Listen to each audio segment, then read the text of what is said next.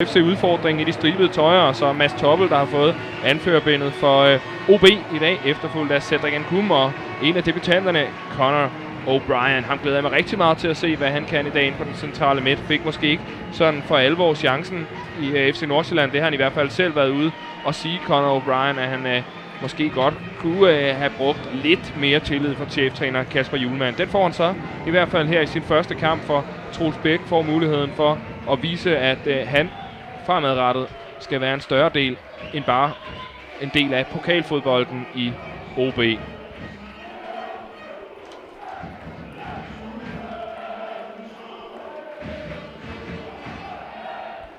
Og vi er tæt på, ja, at få sat opgøret i gang. Det er jo OB, der træder ind i den her anden runde direkte, så de har altså ikke været ude i nogen kamp forinden. Det har de her til gengæld. De har også fået lov til at fansene fra FC Udfordringen og støtte holdet netop her på Valby Idrætspark, da man i straffesparkskonkurrence slog Virum for Danmarksserien ud med 6-5. Så de har faktisk stået på det her fantastiske Valby Idrætspark før FC Udfordringen med plads til 12.000 mennesker. Det er der altså ikke i dag, kan jeg se fra hvor jeg sidder, men der er i hvert fald en god chat besøgende. Også tror jeg mere end de 800, man måske havde forventet inden kampen. Toppel, ja, han skal også vise noget i dag. Jesper Christiansen, han har altså ikke været overbevisende, tror jeg godt, man kan sige, uden at fornærme nogen i de første Superliga-kampe. Så en mulighed for ham til at vise Troels Bæk, at han vil have pladsen imellem stængerne. Her det er rigtig sjovt for. Lad os så se, om det også bliver lige så sjovt, når kampen den bliver sat i gang. FC Udfordringen befinder sig jo over en håndfuld rækker under OB i den danske ligaturnering. Niklas Vemmelund her med nummer 4. Ny mand i startopstillingen, så kan vi også se Spelman jo også er blandt Troels Bæks udvalgte, og så Conor O'Brien her med nummer 14 på ryggen. Thomas Haberland, venstreback, er han hos FC Udfordringen.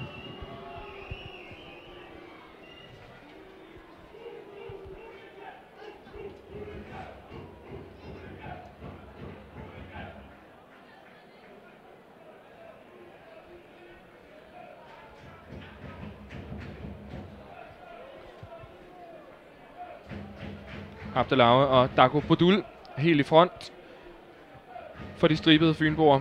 Og det her, det er altså guf, tror jeg, for sådan en som Dago Bodul. Han er jo en mand, der rigtig godt kan lide at have mange boldberøringer. Det får han i hvert fald i dag, og vil sikkert også gerne prøve at drive gæk med Christian Kjær og Jonas Haukegaard nede i det centrale forsvar hos FC Udfordringen.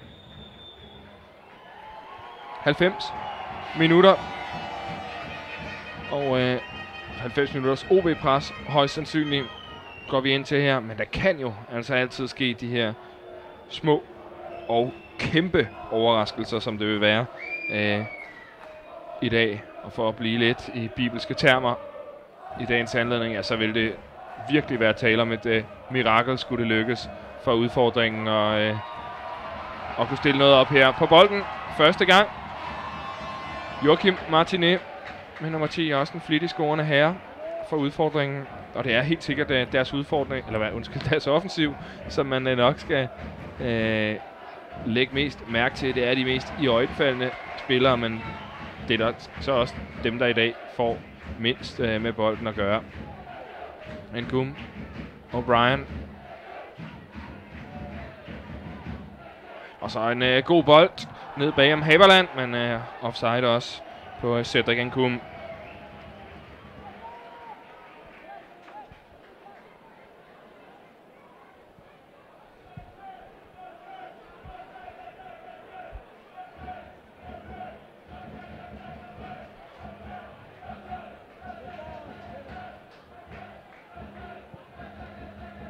Målmand Nikolaj Skrøder, der sparker bolden frem, står foran en rigtig travl aften. Han har sikkert været, som resten af holdet, på arbejde, inden han skulle ned mellem stængerne i dag.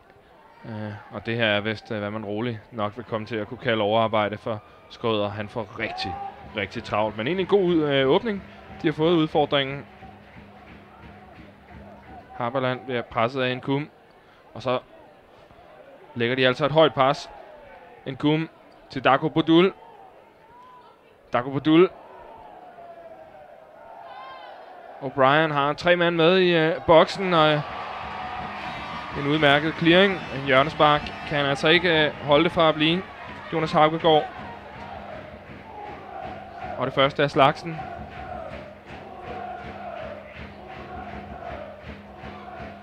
En kumme med igen. Dårlig indlæg. Og spilmand, der samler op.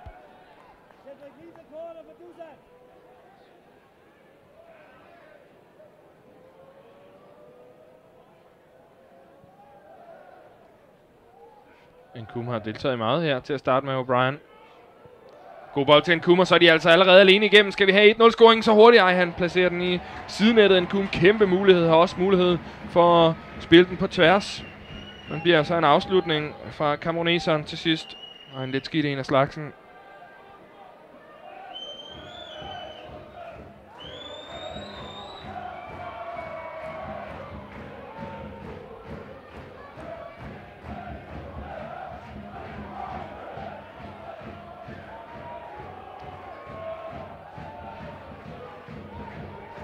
Og der er altså knald på de her drengedage. FC Udfordringens tilskuere. De har nærmest allerede, som vi også hørte cheftræner Tobias Thomsen sige, vundet ved overhovedet at være kommet her til at få muligheden for at lave den her kamp. En kamp, som har kostet blod, sved og tårer for Udfordringen overhovedet at arrangere. Man havde simpelthen ikke nok bolde i klubben til at tilbyde OB de 10, som der skal være. Ifølge reglerne til at varme op og sådan med, så man måtte ud og købe ekstra bolde, ud og købe nye målmandstrøjer, fordi OB kom i samme farve trøje, som deres egen målmandstrøje normalt var. Man havde altså ikke ekstra, og så bare al den tid, de har lagt i at få stablet det her på benene. Det har været en stor udfordring for hjemmeholdet. Conor O'Brien, fint træk. Og til en kumme igen overfor Haberland, har 2 mand med i boksen. Trækker den ud til, og så skal han afslutte. Ja, prøver at spille den på tværs i stedet for en kumme.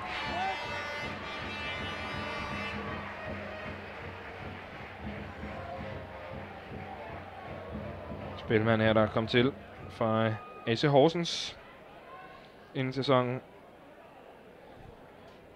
Allerede blevet et vigtigt aktiv for Troels Bæk.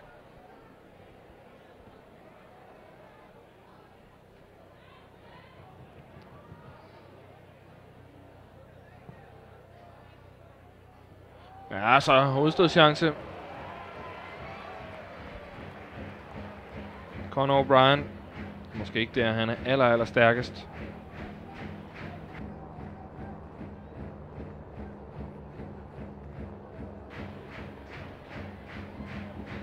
Det skal også blive rigtig interessant at følge Dusan Đurić over på venstre midten.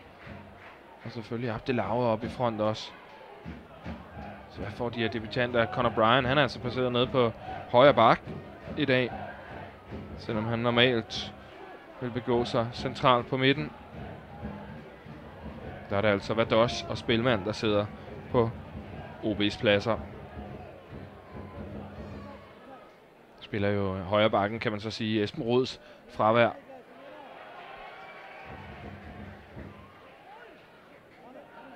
Vemmelund.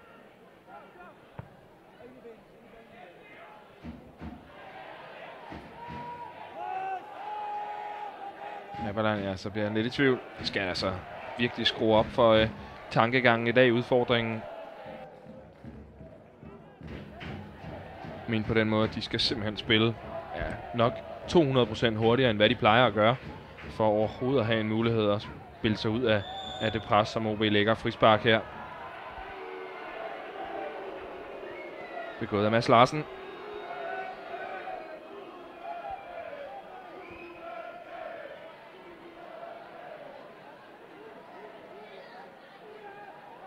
En kum. Slår den bagerst i feltet.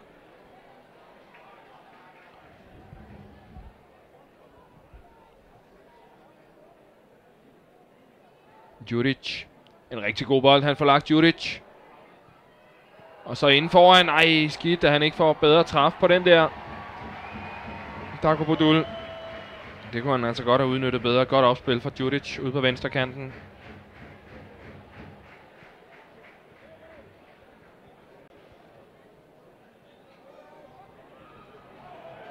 Tager bolden, spilmand. Og Mads Larsen, de er over ham. Som en hø. Nkum. Abdelauer, så vil han forsøge sig med afslutningen. Abdelauer, en skidt en af slagsen. Ender med, at den slet ikke når ud over baglinjen. Djuric kan få fod på den inden. Altså, lidt misforståelser hos OB. Det er måske en af grundene til, at Abdelauer han lige nu befinder sig i OB og ikke i FCK, sagt helt ind til benene.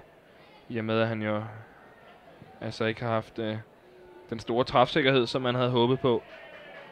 Det var der heller ikke her fra Darko Bodul.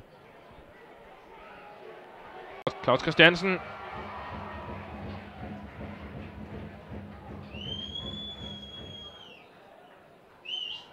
Ja, holder den faktisk. Martin Everland. Skal de se, om de kan få skabt noget her, i stedet for en fejlaflevering, og så kan det gå rigtig stærkt. Vemmelund.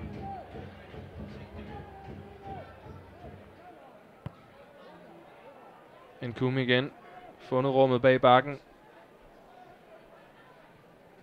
Og tager endnu en gang og laver skudfinden. Nkum, og så trykker han altså på kassen. Han var ud til indkast. Nej, de når faktisk at holde den i spil, OB. Udmærket touch.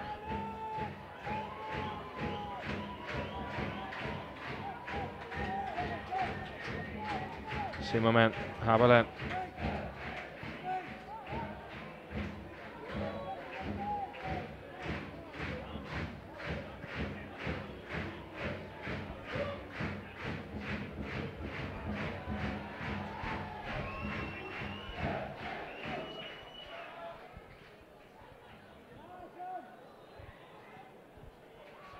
Ja, udmærket. Udfordringen. Forsøger han en bold op mod Magnus Wild, tror jeg det var, der var løbet dybt.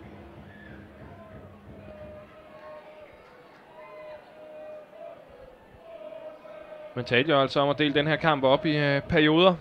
Altså perioder af 18, hvor der så var 5 minutter i hver periode, og for hver de kunne holde sig, i hvert fald på uafgjort, ja, så vil de være rigtig tilfredse. Og nu er de jo faktisk nærmest på vej ind i deres anden periode.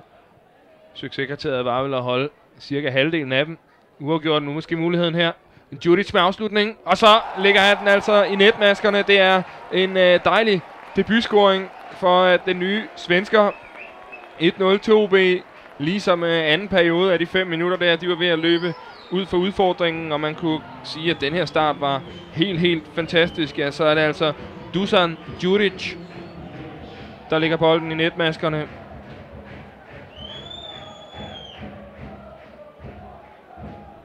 Og den ligger rigtig pænt, fuldstændig uden chance for Nikolaj Skodder.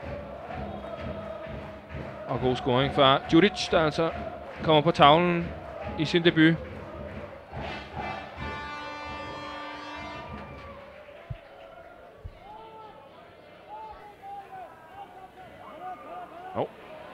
Det gælder lige om at få bolden med.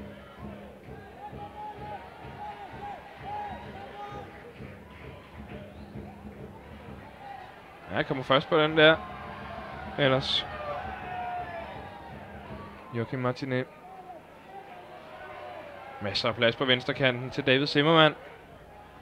Det er også ham, der får den her, Zimmermann, overfor Nkum.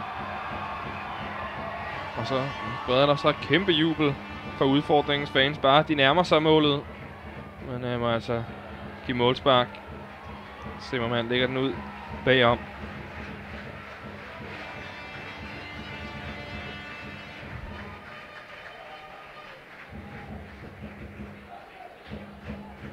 Ja, sådan en indlæg, det skal selvfølgelig så ligge bedre, når de endelig er omkring feltet hos OB. Det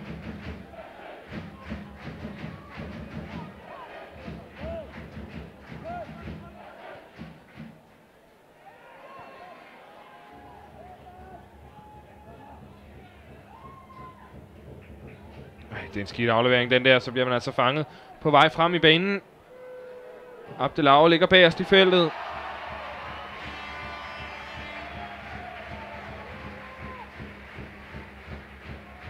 Han forsøger at gå selv. Jakob Laursen.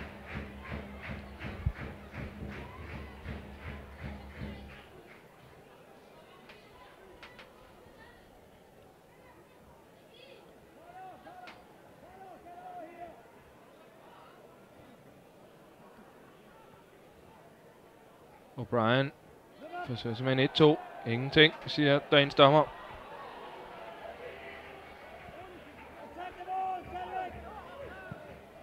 Haberland, det er faktisk en rigtig god bold, han får lagt.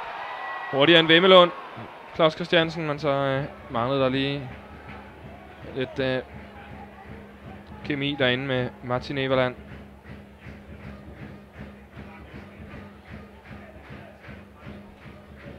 Men hurtigheden på ham her, Claus Christiansen, nummer 7, ja, han kan måske godt tro lidt i OB's defensiv.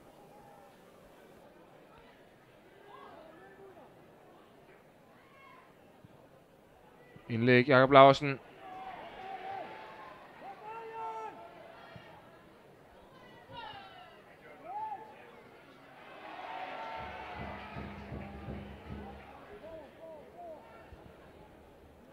O'Brien til Abdelaue. Har en kumme med. Så ligger Dago Podul i feltet. En kumme lige i lapperne på Nikolaj Skrøder.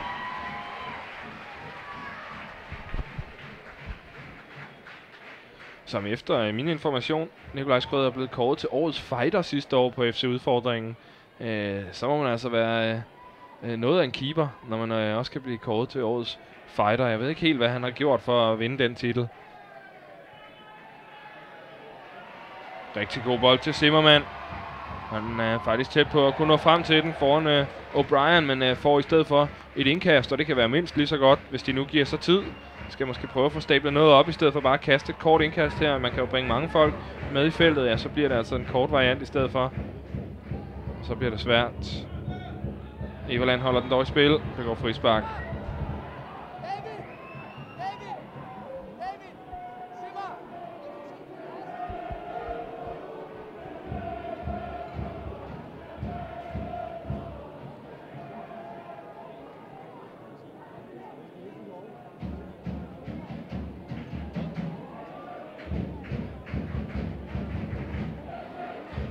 Jakob Barret, han har masser af fart derude.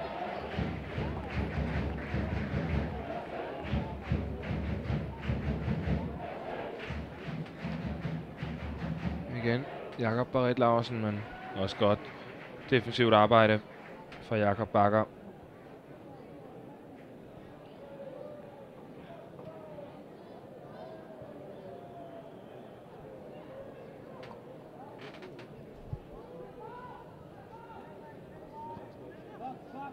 Conor O'Brien. Plads til at vende for Spilmand, og så ligger han over mod den lange stolpe. En meters penge forbi Spilmand.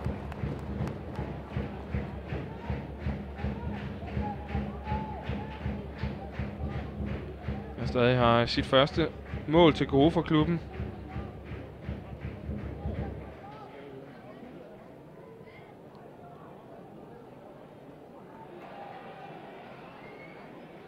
Everland.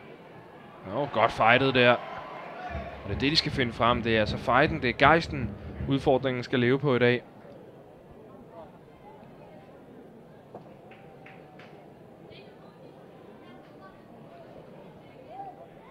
En kumme.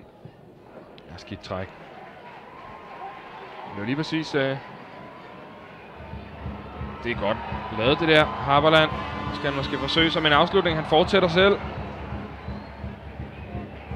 Kumme igen. Dårlig boldberøring. Så sover forsvaret ellers fuldstændig. Abdelaue alene igennem. Skal han bare lægge den i netmaskerne? Skal den stå 2-0 til OB?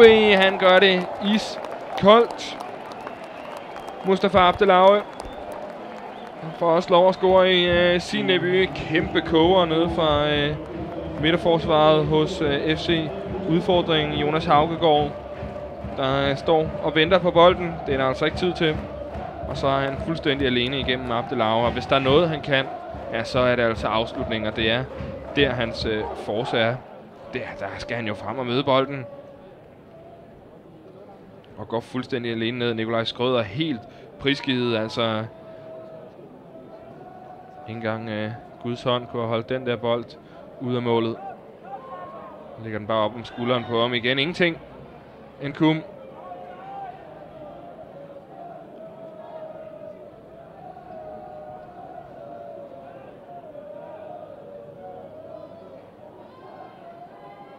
Djuric.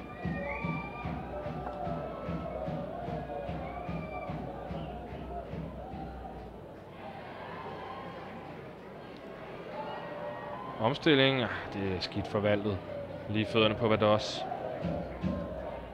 Christian Kjær. Bakker. Mads Larsen. Og helt tilbage til Skrøder. Som Troels Bæk var ude at sige inden den her kamp, altså udfordringen, at de skal leve på gejst og fight. Det er måske det eneste sted, hvor de kan matche OB. Taktisk, siger han, der skal vi nok være en kende bedre, og teknisk med boldføling og så videre, der skal man nok også være en kende bedre. Men så er der måske en mulighed her, opstår ind i et rigtig godt træk, så kommer Martin Everland, han kan også sparke på kassen selv. Magnus Wilk er faktisk tæt på en stor mulighed til FC udfordringen. Kunne godt have ladet den ligge til Everland, der kom bagfra, så kunne han have trykket på kassen i stedet for. Spilmanden nu den anden vej. Han kunne få den med.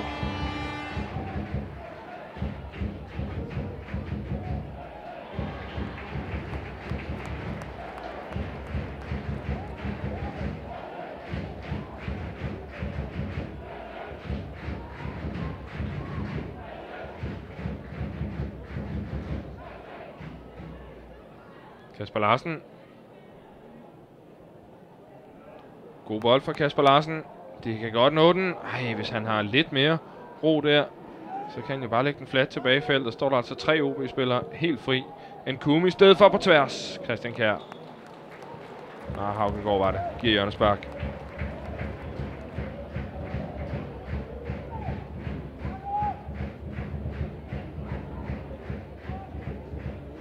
Scoring igen for før. Abdelauer har også folk med på midten. Der er altså ikke meget at gøre. Der er nærmest tale om en amerikansk straffe. Han får bare lov til at løbe direkte ned til Skrøder, og så ligger han iskoldt ind. Holder sig ellers længe på benene. Skrøder gør intet udfald, men det er altså ikke nok.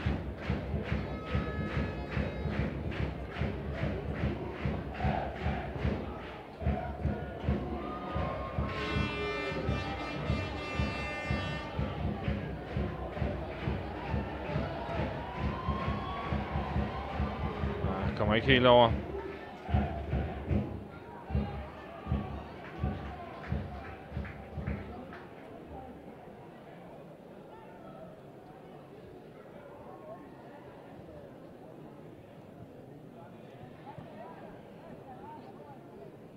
O'Brien. Abdelauer. Nkoum.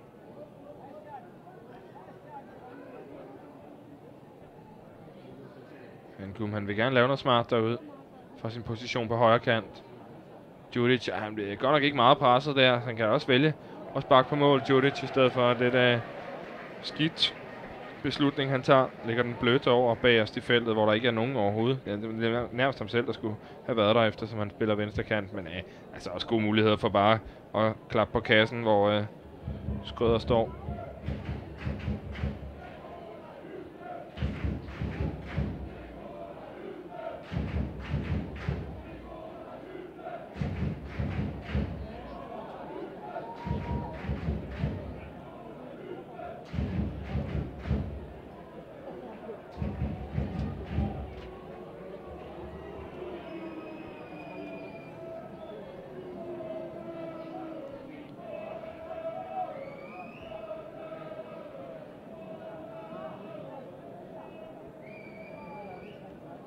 Vemmelund. Kasper Larsen, en ung forsvarsduo, han har fundet frem til i dag. 20 år af Niklas Vemmelund. Og altså Kasper Larsen også 20. Så et par unge knægte, måske fremtidens folk i OB. Selvfølgelig skal man også lige huske en Daniel Høgh, som altså er skadet til opgøret i dag, og derfor ikke med. Blev testet inden kampen i dag.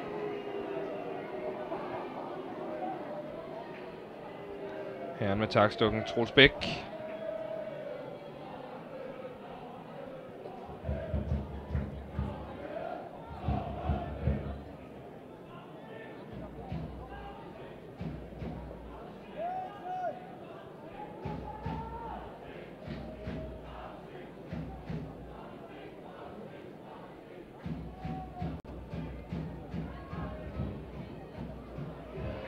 Heverland vinder.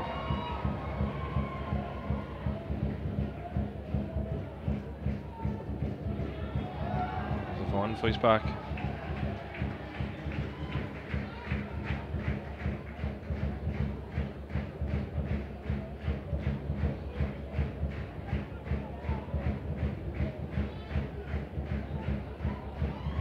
Bold over mod Zimmermann er meget alene.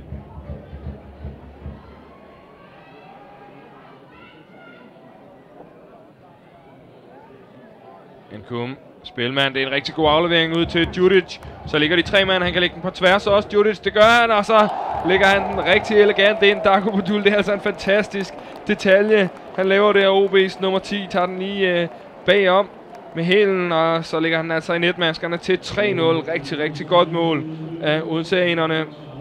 Spilmand, det er også en virkelig god aflevering. Han ligger dybt. Og så prøv lige at se den detalje der fra Budul. Det er fantastisk lavet.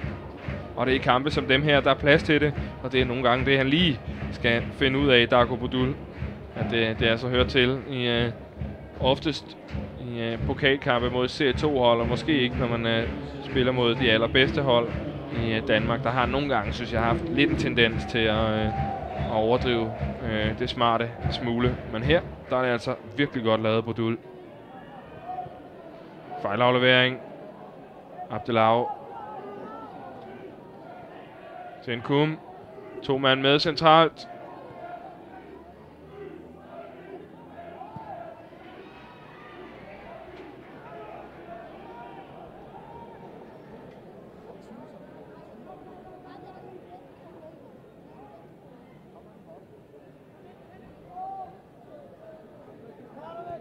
O'Brien, bold til spilmand. Kan lægge den skråt på tværs. Det gør han altså. Kæmpe mulighed, der opstår. Abdelau. Skal han lave sit andet mål. Godt løb af spilmand.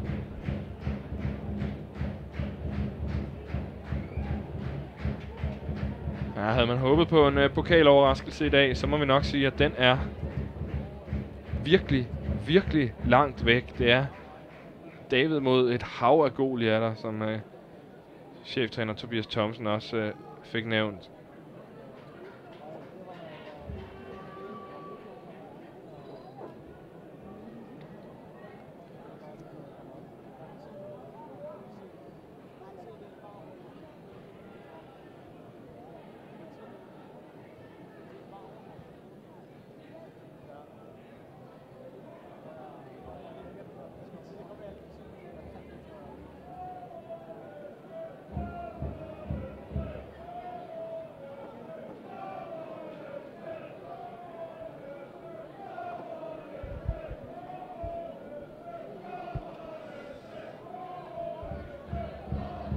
Skrøder.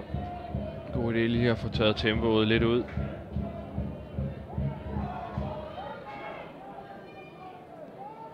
Se om man ikke kan bevare bolden i lidt tid. Få lidt luft på den måde.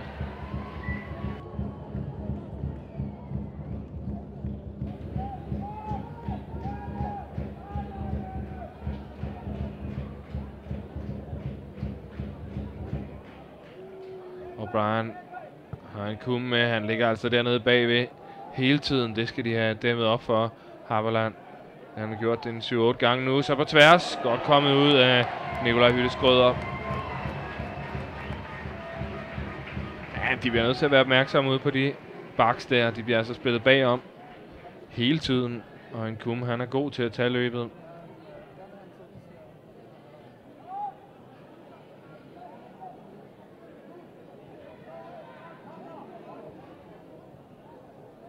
Offside på Darko Budul, ellers smart træk han tager.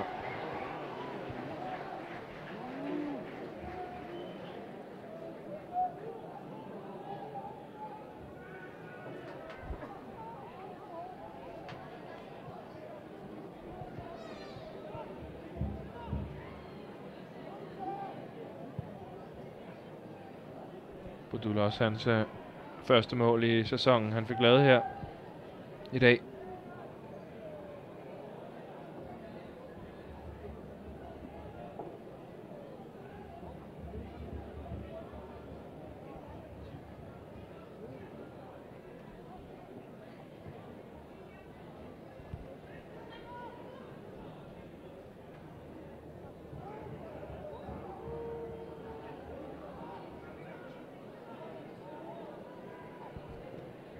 kommer for lidt ærgerligt nederlag jo. OB i Superligaen sidst inden landskampspausen her, hvor man tabte 6-3 på hjemmebane. Har man allerede her efter en halv time godt og vel lavet lige så mange mål, som man gjorde i den kamp. Men det er selvfølgelig også som forventet. Lå ellers rigtig, rigtig godt med i toppen og ligger stadigvæk inden for en pæn ramme af point. Kun 7 point efter førerholdet. FC Midtjylland OB er man i Superligaen. Her var der offside.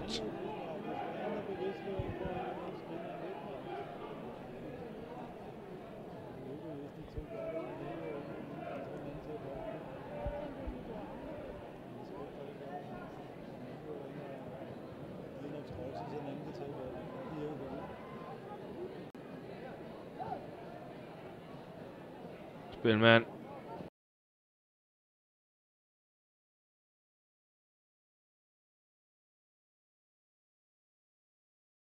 Og lægge bold.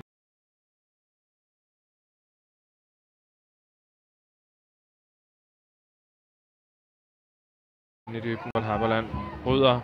Fanger de den altså igen, O'Brien.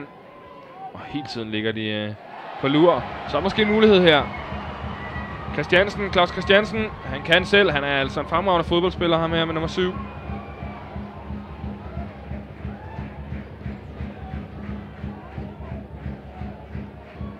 Han går lidt for langsomt. Man har næsten lyst til at råbe ryg hele vejen herop fra kommentatorboksen, Christian Kjær.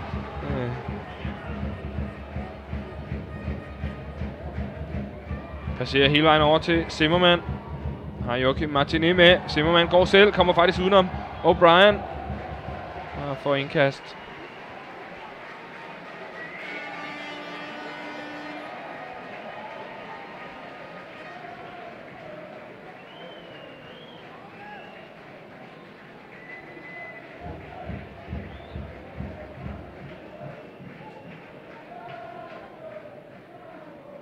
Thomas Haberland med det lange indkast.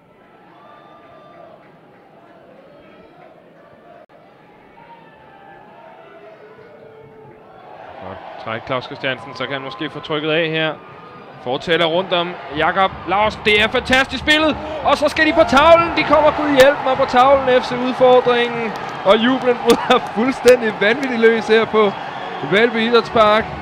Målscorer Martin Everland reducerer til 1-3 efter en halv time. Ja, det er altså vilde billeder, kan jeg godt se her. Og vilde scener på tilskuerpladserne, og en fantastisk forløsning, og skabt lige præcis af Claus Christiansen med nummer 7 på ryggen.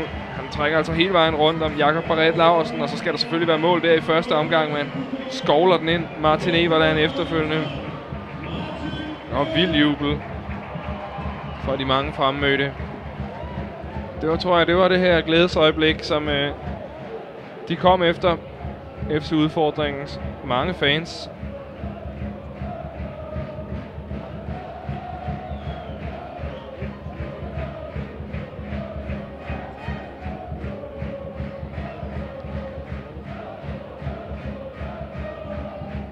Spilmand så lige pludselig i modsat ende.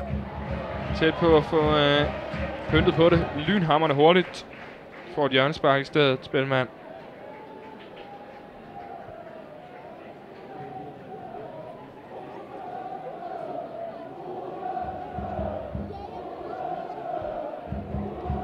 Har fået fuld tid, Martin Spilmand, i sæsonens hidtil 7 kampe for OB. Tilfældet scoring igen.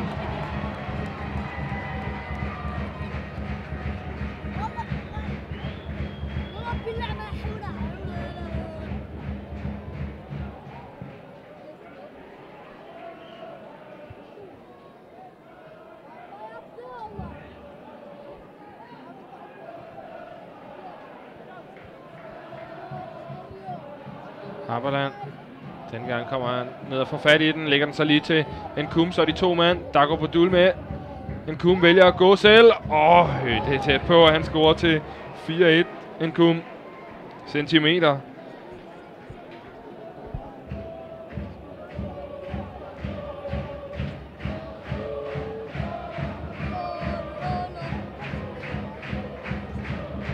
ikke for at forklare frem, der normalt spiller her på Valby Idrætspark. Men jeg tror altså, det er sjældent, at der er så god stemning, når et hjemmehold er bagud med 1-3.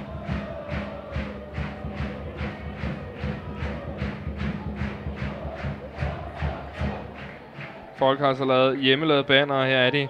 Og der råbes til den store guldmedalje. Jeg håber ikke, at der er nogen af dem, der skal ind på grøntoget i morgen og sælge grøntsager af de her tilskuere, fordi så kan de ikke sige noget.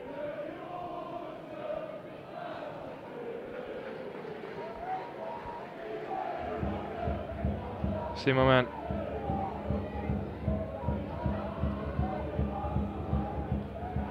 Ja, holder den på egne fødder.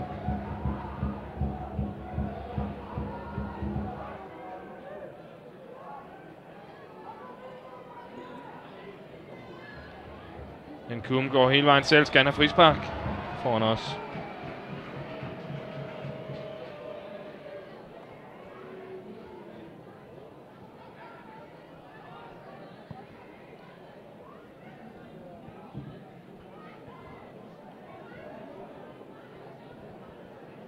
Vadosh. Og forfra Kasper Larsen.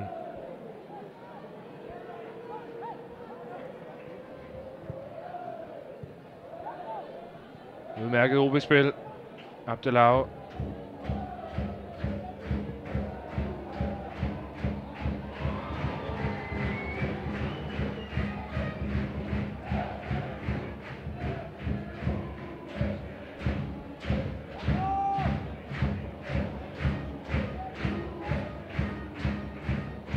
God plads igen. Mulighed. Claus Christiansen. Ej, så mister han den og får så også et frispark. Det er altså ham, det skal komme fra, tror jeg. Udfordringens nummer 7 virker til at være det her holds helt store kreative kraft.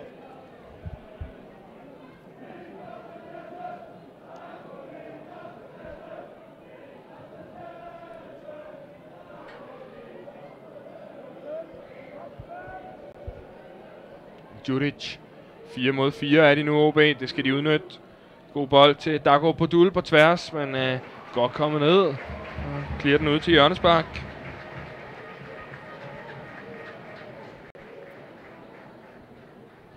Det kunne altså være, det er bestemt ikke fordi jeg har noget imod OB, men det kunne være vanvittigt morsomt, hvis udfordringen kom op og fik reduceret yderligere.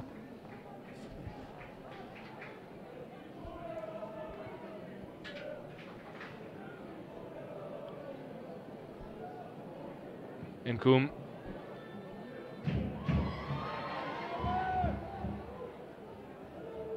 Jakob Barret holder den i spil. Nkum igen, har masser af folk i boksen. Christian Kjær clear. Holder presset OB nu.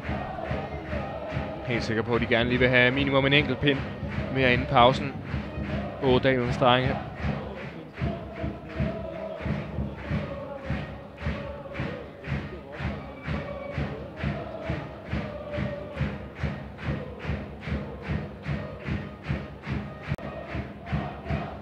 Der er også O'Brien i bagrummet. Den gang opmærksom. Vensterbak, Haberland.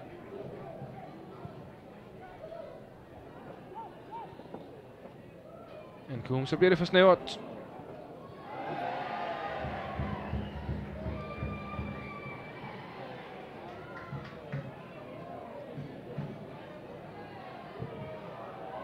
Han takler sig igennem nu.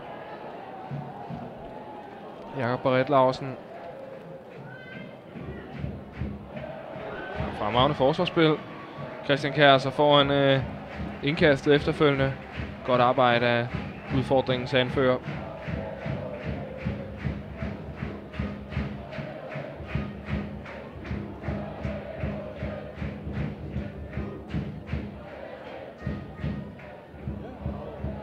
Rigtig bold, han spiller. Everland, synes jeg.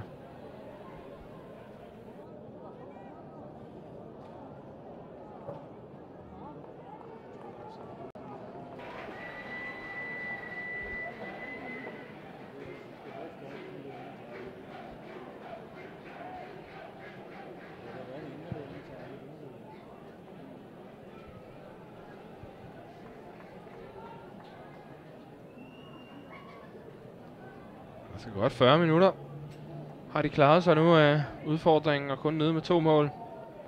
Bestemt godkendt. Og samtidig må vi også være ærlige overfor og færre overfor OB at sige, det er heller ikke fordi de virker specielt pressede, fynboerne. Djuric forsøger sig faktisk med afslutning, og det er en lumsk en af slagsen. Bliver lige hoppet over derinde af Abdelave, og så ryger den altså i netmaskerne bag Nikolaj Skrøder. Ikke helt lige så stor jubel, der bryder ud. Og Djuric bliver citeret for sin anden scoring her.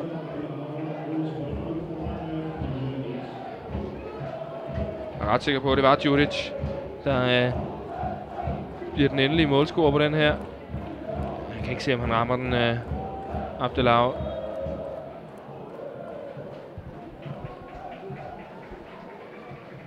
Og 4-1. Det var mere som planlagt for Troels Bæks tropper.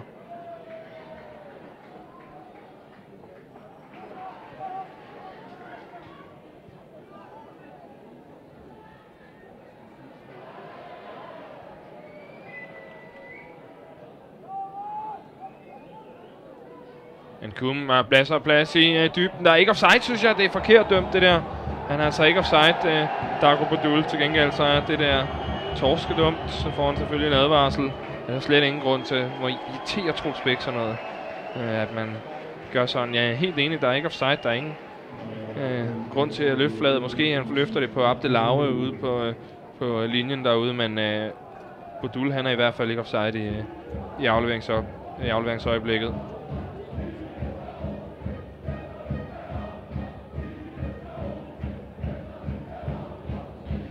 Hoppestemning på Valby Idrætspark.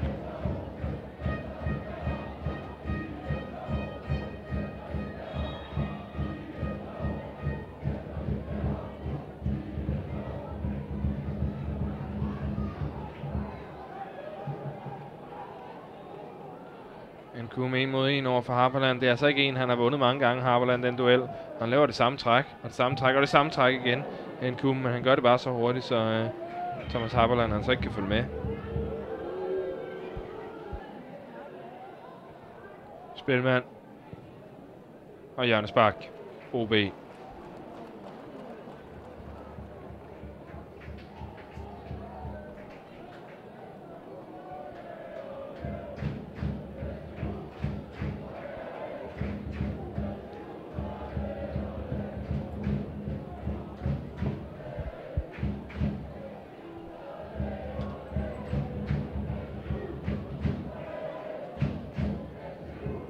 Djuric.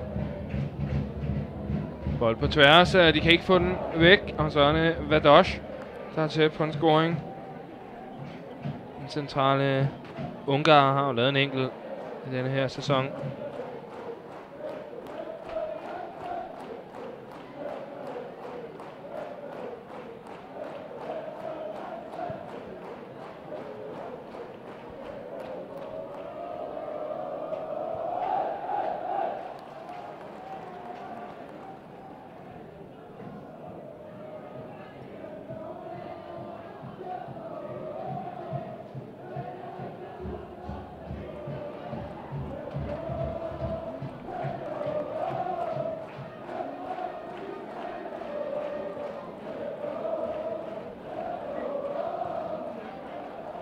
Bold over mod Djuric endnu en gang.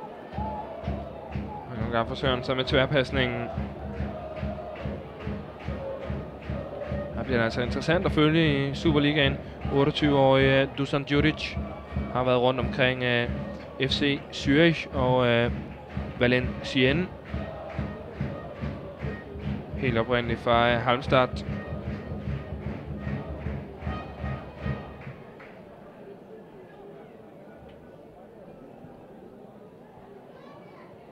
God bold, den kom. Han kan ikke få samlet den op på Dul.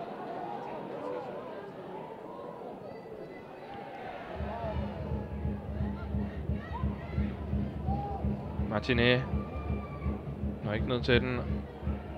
Og så Bodul offside.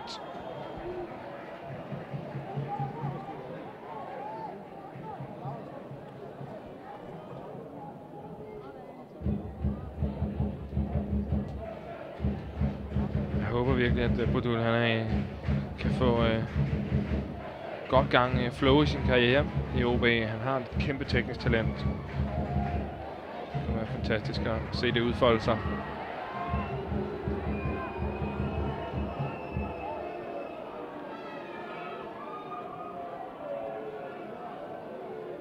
Og indtil videre, der er det i hvert fald kun OB umiddelbart, der udfolder sig nu her.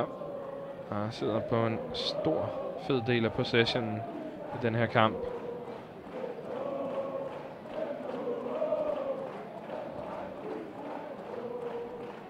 O'Brien, masser af plads til Djudic, har bevæget sig over på højre kant.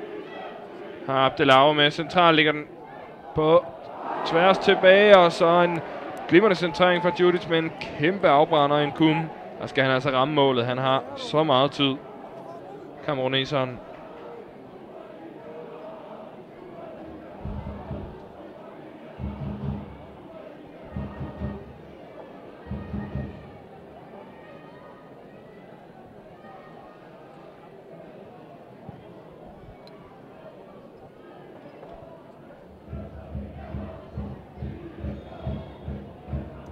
Frispark begået mod en kum.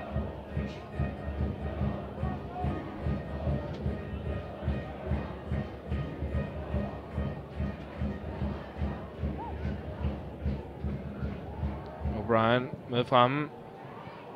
Haberland opmærksom. Går det lidt langsomt med at komme af med bolden igen.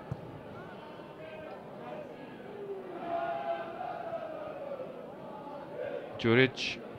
1-2-spil.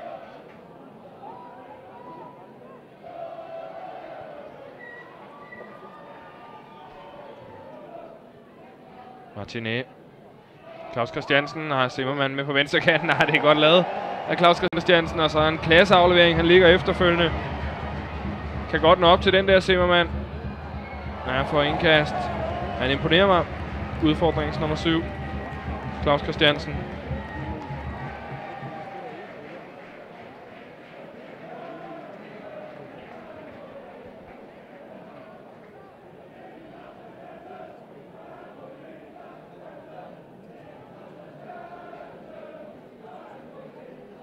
Mulighed igen for et lidt længere indkast fra Thomas Haberland.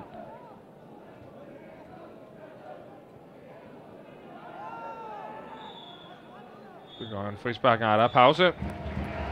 Bliver der fløjtet til 45 under holdende minutter her på Valby Idrætspark. Udholdet OB foran 4-1, men det er altså ikke de stribede fans, som vi lige så her, der giver den største klapsalve på vej ud. Det er hjemmeholdet fra FC Udfordringen. De bliver hyldet som om, at de nærmest havde vundet kampen. FC Udfordringen på vej ud.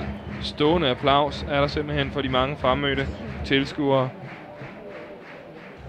Og fuldt fortjent. De har gjort det rigtig fornuftigt. Jeg synes faktisk, de har skabt lidt jo offensivt, og det må man sige, det er imponerende mod OB, der stiller trods alt med så stærkt et mandskab. Nu kommer de godt nok med 5 debutanter, men mange af dem er jo hentet i den 11. time af transfervinduet. En Mustafa Abdelauer, en Dusan Djudic, og så også lige rum til at give debut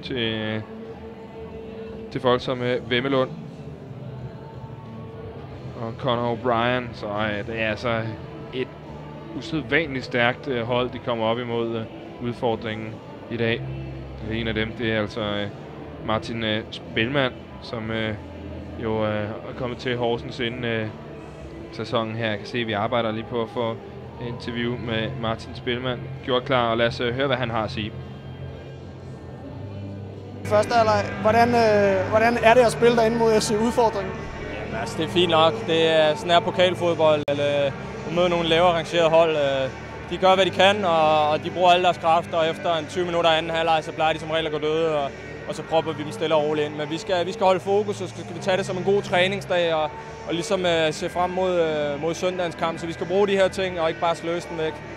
Så skal jeg lige spørge, jeg ved jo, at de beder til vor herre før kampen. Tror du, han kan bære dem tilbage i den her kamp? Nej, jeg tror ikke, der er meget, der kan hjælpe dem.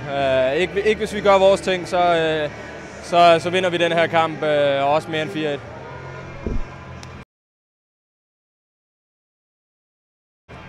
Ja, herligt, men hudløst. Ærlig Martin Spilman.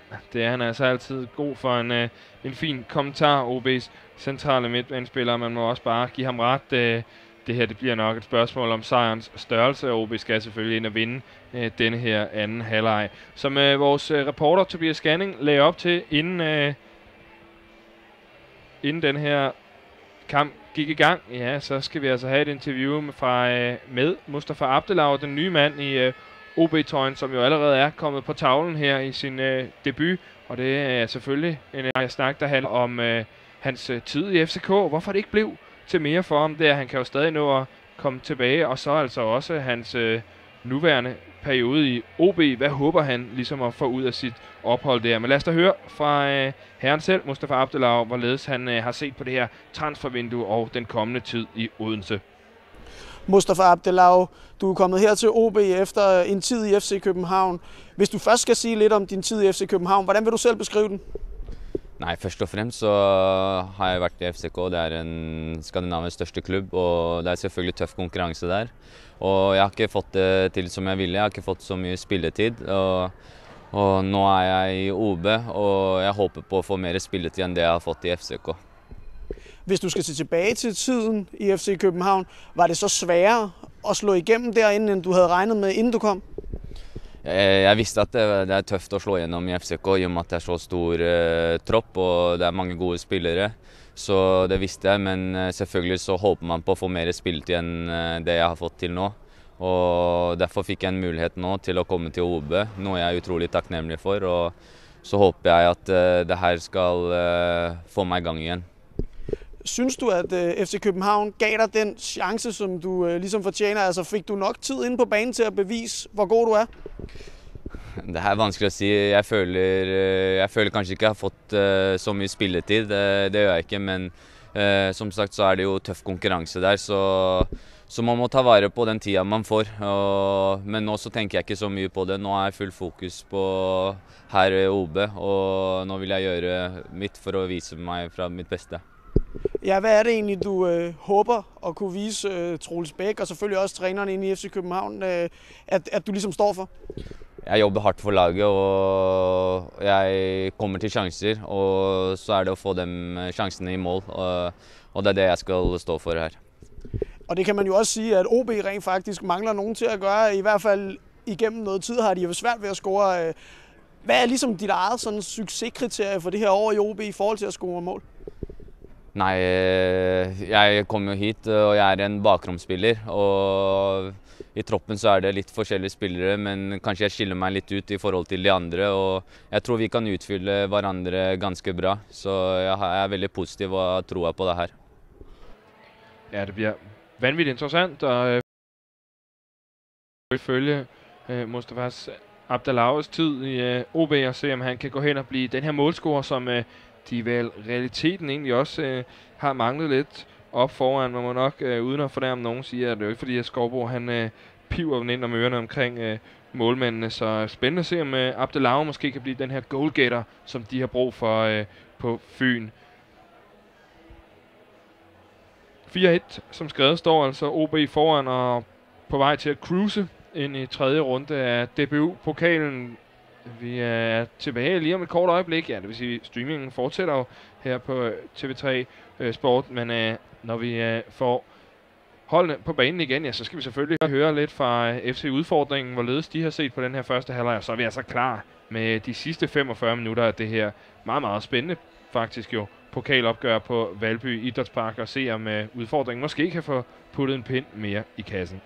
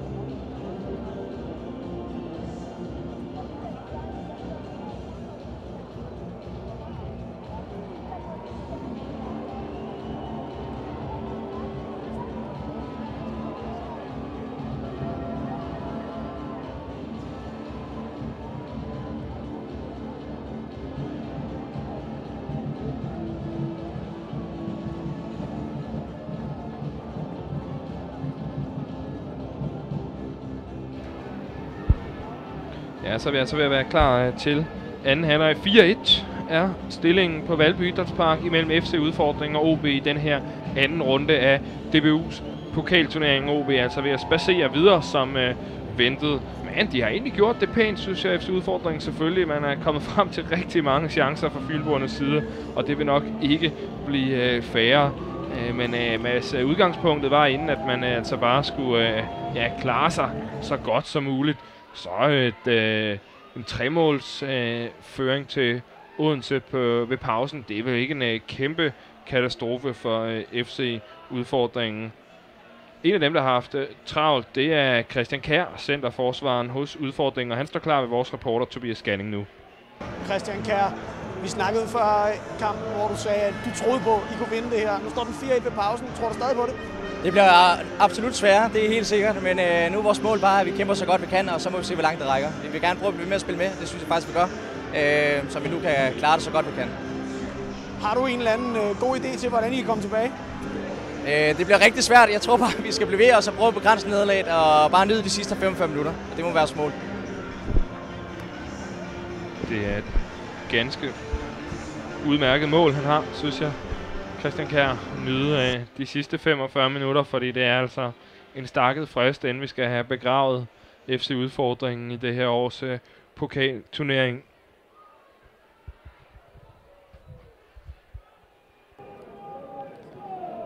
Og det hjælper nok heller ikke for de kristne drenge derinde i striber og begynder at hive de højere magter ind i det her. Det tror jeg ikke, der er nogen, der kan ændre på. Men en klub, man bliver nødt til at beundre den her FC Udfordring. Det er som sådan ikke nogen, regel eller at man skal være kristen for den sags skyld. Bare en klub, der lever efter kristne værdier. Med at få inkluderet en masse folk, og der skal være plads til alle, og så har man også en del projekter rundt omkring. Faktisk projektstøtter i Brasilien, hvor man hjælper fattige børn til at spille fodbold. En kombination af en lille støttet projekt, der forener religion og fodbold for fattige børn i Brasilien. Sådan noget kan man jo kun virkelig løfte på hatten af at se godt gået, at en klub, der trods alt er så lille, vil være med til at støtte økonomisk sådan nogle projekter.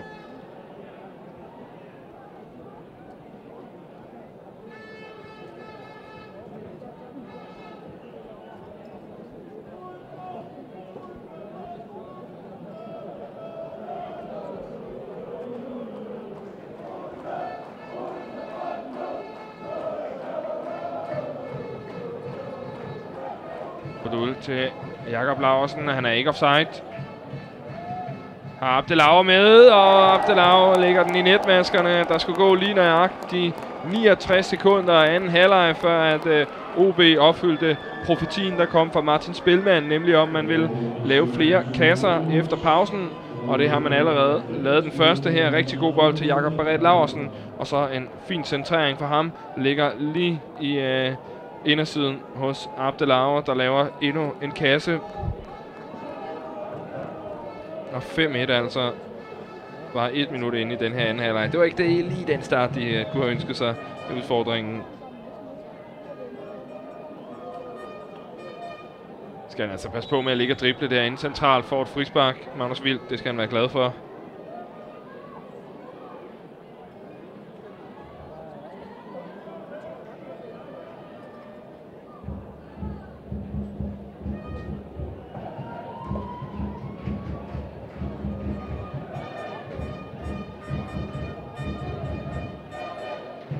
Og 20 minutter, var det ikke det, han gav dem, Spilman, før at de vil gå døde i anden halvleg i Udfordringen. Det ser allerede halvtræt ud nu, synes jeg. Kasper Larsen, Jakob Barret. 1-2 med Djuric, den kan ikke nå ned til Martinet. Så ligger han på tværs endnu en gang. Christian Kjær kommer først på den.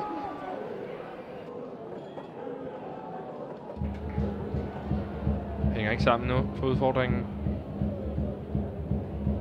Kumme forsøger sig med afslutningen langt udefra. En svær en af slagsen. Der skal han nok spille chancen større. Det er jo ikke, fordi de første 48 minutter har haft store problemer med at spille sig frem til store muligheder.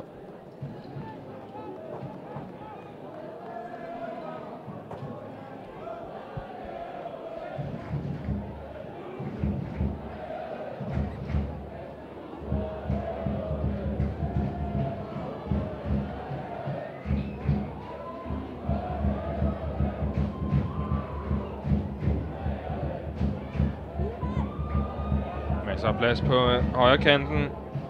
Igen Abdelao ind foran. Christian Kjær igen redningsmand. Clear. Djuric sætter fuldstændig bakker til vægs. Og mulighed for Jeppe Hansen, der er kommet på banen her i pausen. Jeppe Hansen med nummer 19.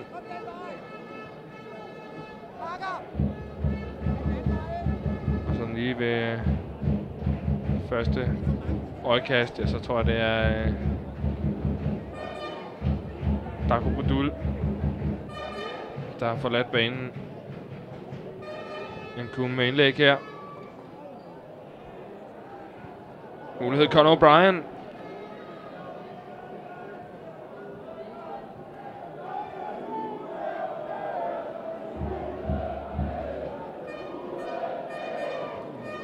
Ja, han har slået sig lidt. Vadosh.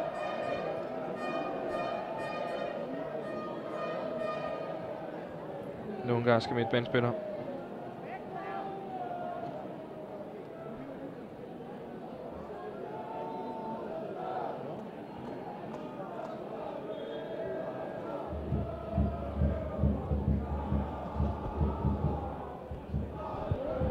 Mulighed nu lige pludselig måske.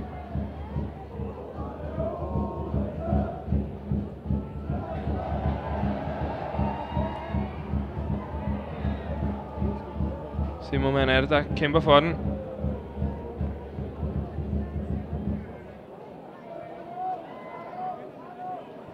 Djuric har Jakob Larsen med. Han har masser af fart, det har han altså vist. Over for bakker.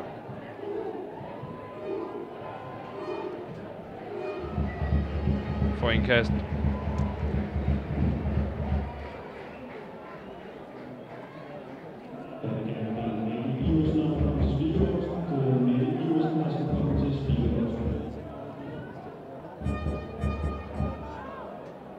Vadosh, ja, Djuric ikke med på den. Forsøger at spille sig ud. Optimistisk. Vadosh. Kan han gå selv nu, Ungarn? Der er ikke rigtig nogen med. Djuric finder den frem til.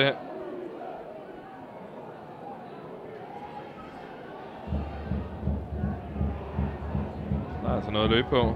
Martin Eberland.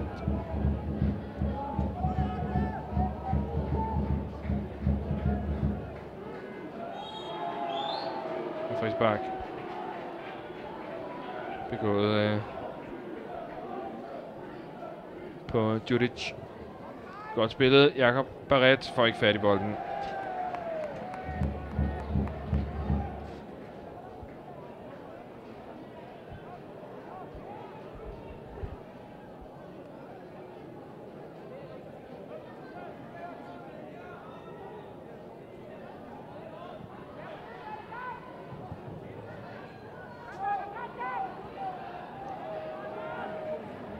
Jeppe Hansen er indskiftet. Jeppe Hansen kommer til fra Næsby.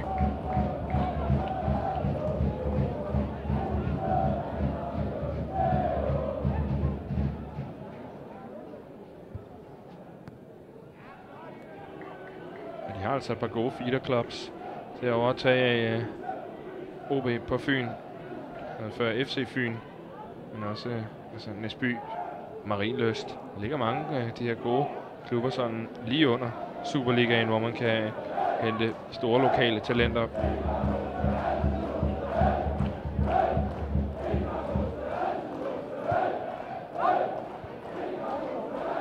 Bold op mod Martinet. Joachim Martinet får bolden med sig faktisk.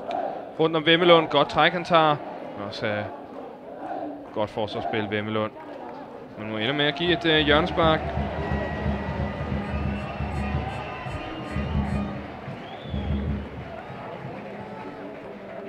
Måske en mulighed for udfordringen. Claus Christiansen skal sparke det.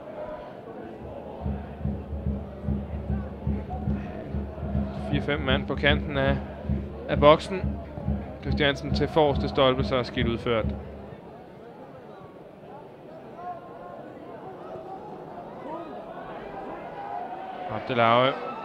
Abdelave stadig. Godt træk han tager, så er det overfor Haberland, ligger den på tværs. Spilmand helt over, det er et god aflevering det der. Så er der oceaner og plads. Djuric skal de få afsluttet jo. Abdelave, han er offside. Mustafa Abdelave. Ja, det skal de altså få mere ud af, det der OB. Kæmpe mulighed.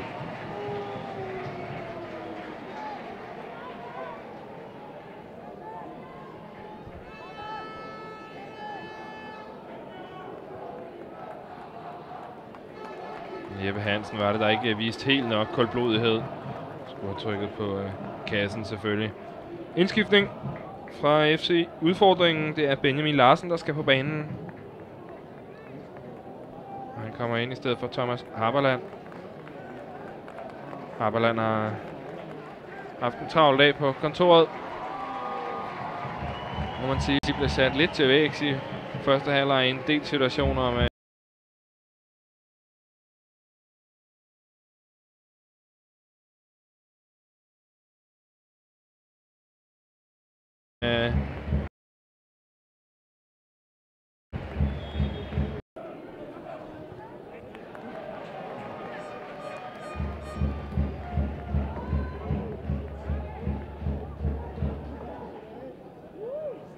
Barret.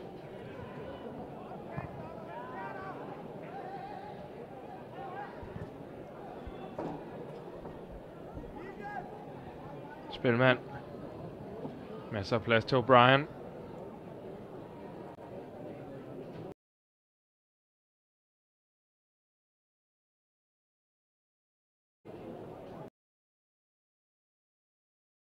En kum over for Bakker. Og han fortsætter altså med at drive gæk med udfordringens baks.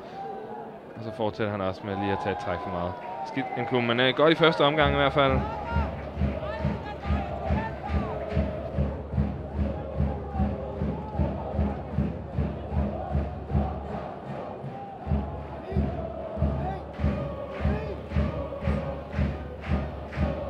Der er et par livlige tilskuere, og hele 1300 og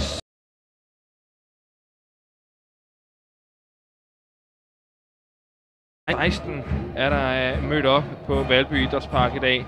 Altså over 1000 tilskuere har det lykkes det her Serie 2-mandskab at skaffe til dagens anden rundekamp i DBU-pokalen.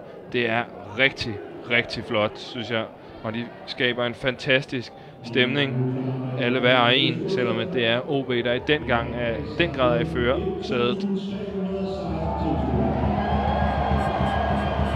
Jeg ved, det har været en hård økonomisk chance for Tobias Thomsen, cheftræneren og resten af FC-udfordringer for det her stablet på benene, men hvis det med så mange gæster, ja, så kan det godt være, at de får lidt af det ind igen og får lidt økonomisk ud af den her pokalkamp også. Det kan man da håbe på. En kum og gode detaljer. Frispark, synes jeg. Ingenting fløjtet. Det overrasker mig lidt. Det gør nok, han bliver bremset. Everland kan ikke rigtig gøre noget. Han er meget alene deroppe. Everland.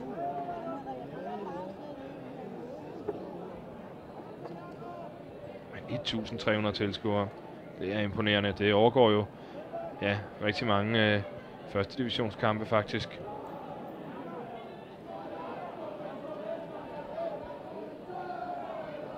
Flot spiller OB. O'Brien. Jeppe Hansen stadig. God aflevering. Djuric. Der skal han på tavlen igen. Ligger den på tværs. Nej! Kæmpe mulighed. Hvordan kan han brænde den der Abdelave? Hold da op, den er stor. Han skal jo bare lægge den i netmaskerne. Han træffer altså overlæggeren. Og, det er altså rigtig god bold, han får lagt inden. Jeppe Hansen der er godt taget med, og så den rigtige stikning. Djuric fuldstændig fri. Ligger den uselvisk på tværs. Den hopper også lige, det skal han have med. Abdelave, men på Superliga-niveau, der er det nok sådan en der. Hvis man ikke scorer på den, så bliver man pillet ud i pausen i hvert fald. Endnu en udskiftning, eller indskiftning. Det er Simon Haugegaard, der kommer på banen.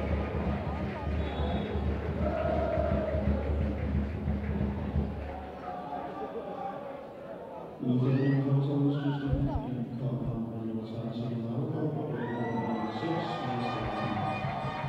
Mads Larsen, tror jeg det var, der forlod banen for udfordringen.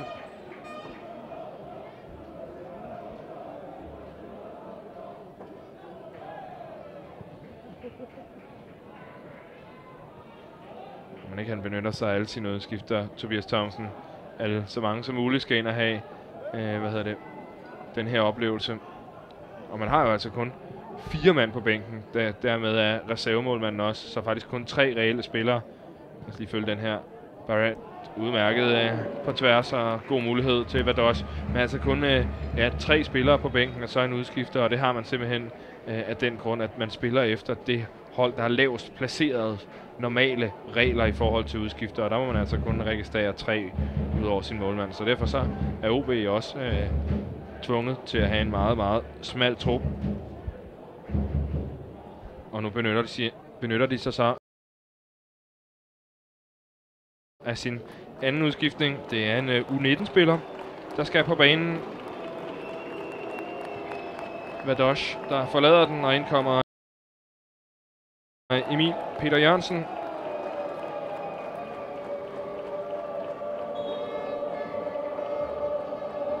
Emil Peter Jørgensen, der allerede har fået lidt spilletid for OB's bedste mandskab. Interessant her. U19-spilleren. Godt arbejdet. Jeppe Hansen. God bold, men offside på Abdelauer.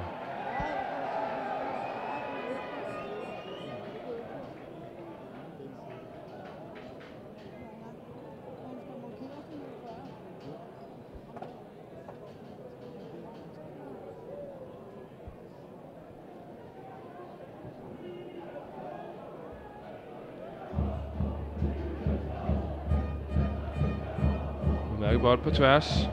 Samler op Claus Christiansen.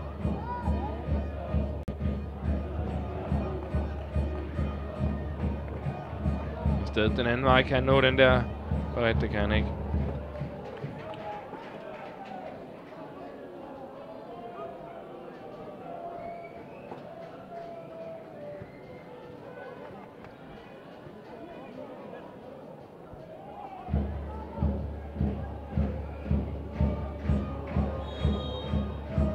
Frispark. Måske en god mulighed, faktisk.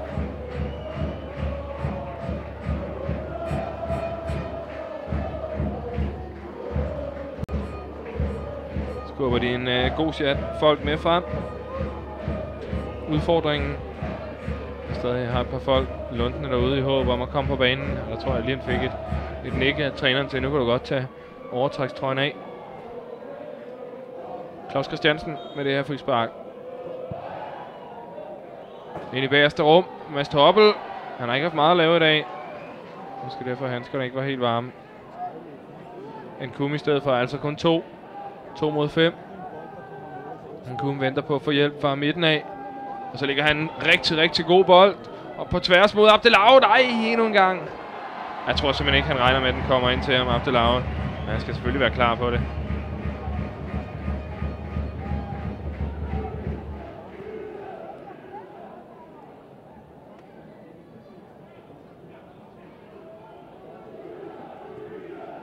Judic har spilmand med.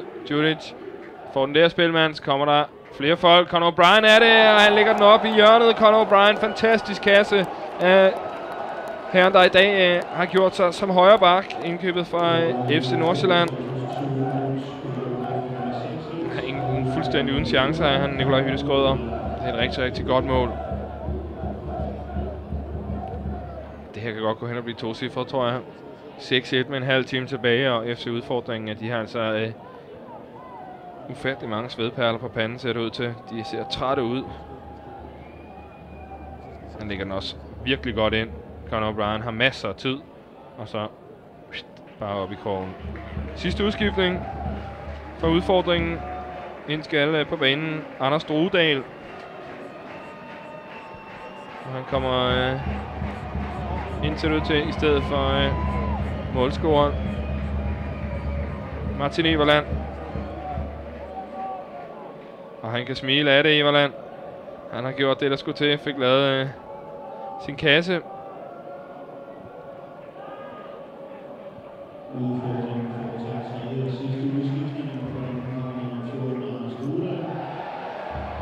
Igen er det altså Christiansen inde på midten. Martinet. Han skal have den igen, Claus Christiansen. Det får han også. Så skal han forsøge sig med afslutningen. Og lige handskerne på toppet.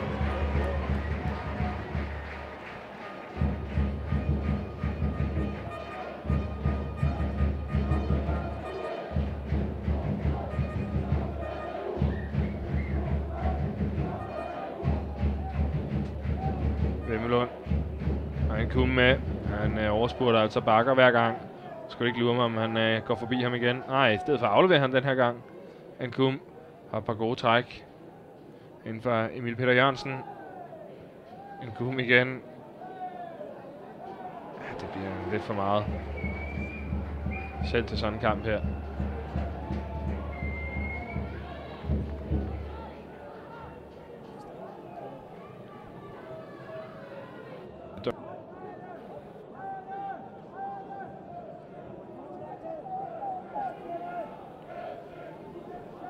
Ja, selv vores scoreboard havde lidt svært ved at følge med i de mange OB-scoringer, men står altså i 1-6.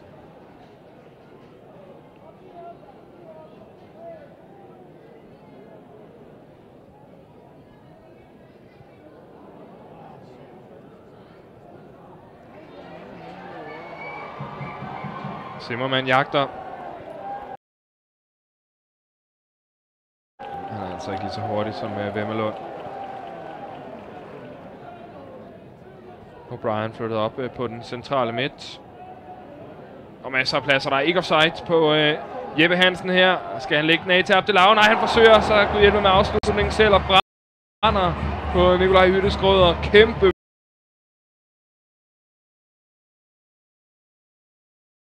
mulighed.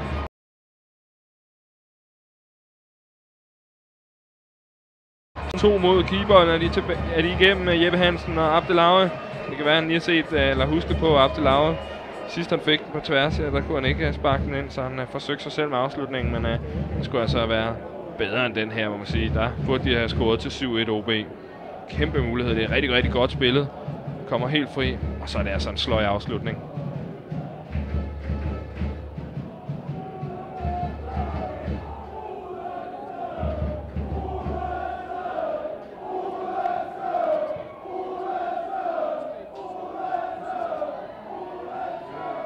Claus Christiansen er fremme, får den her. Claus Christiansen har masser af plads. Drude ind med på højre kanten ved selv. Christiansen, en tunnel. Han er altså en meget god fodboldspiller. Herren med nummer 7, synes jeg.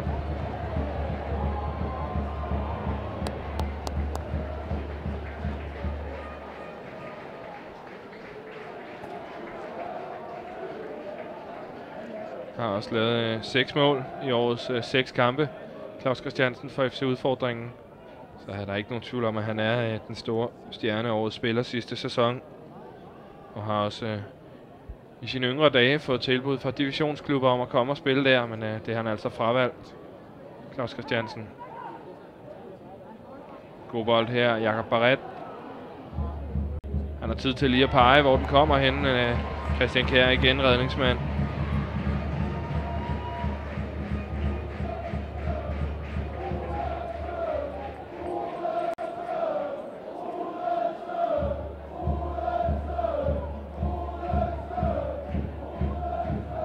25 minutter. Godt og vel tilbage af opgøret.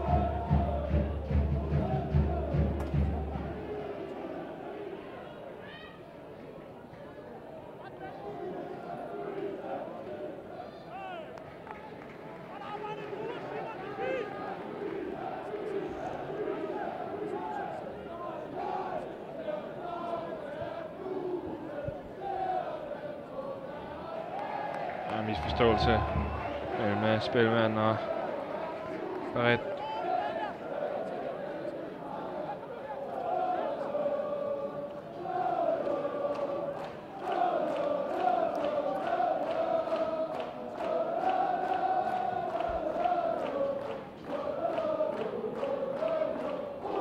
O'Brien med bolden. Djuric.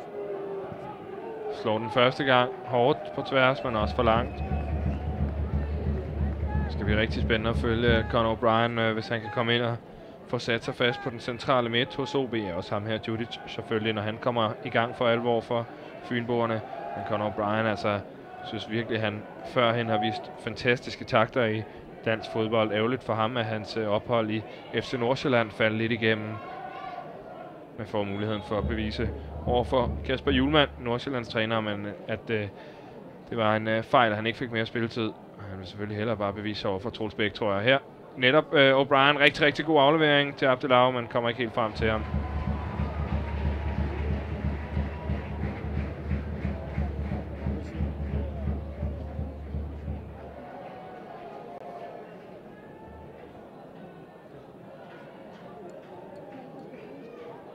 Anders Wilk. Bolden ud over sidelinjen.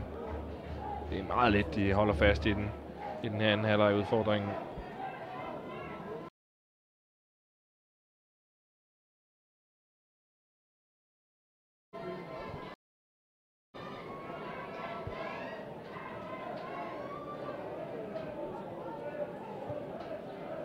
Endnu en dybdebold, der ryger igennem bakkæden. Jakob Barret, skidt træk, han så tager sig også til hovedet. Ja, det er ikke helt godt. Og det er altså i kampe som dem her, at man skal vise, at man kan bruges i Superligaen også. OB har jo Brøndby i sin næste kamp i Superligaen. På søndag kl. 19 ude på Brøndby Stadion.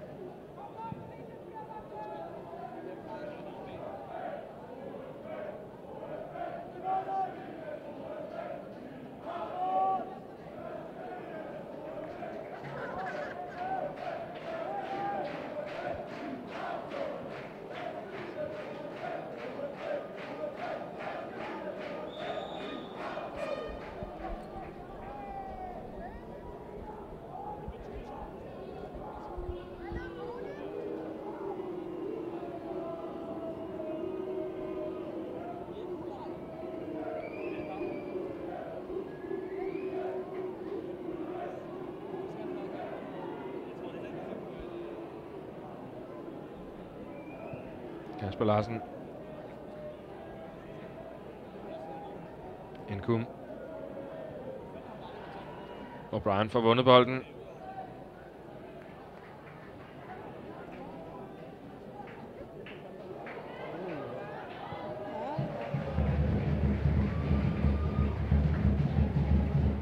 Vemmelund må give indkast.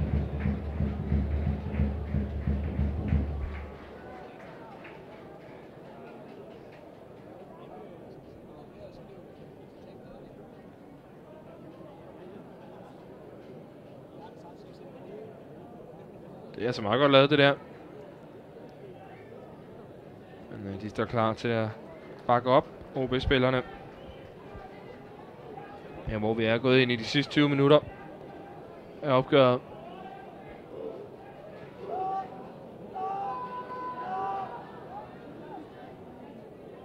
Skidt aflevering Kjær. Det giver altså muligheden for en omstilling. Spilmand, han er meget hurtigere med bolden. Judic. Abdelau med på midten. Han godt kommet ud af Skrøder i 2 omgange.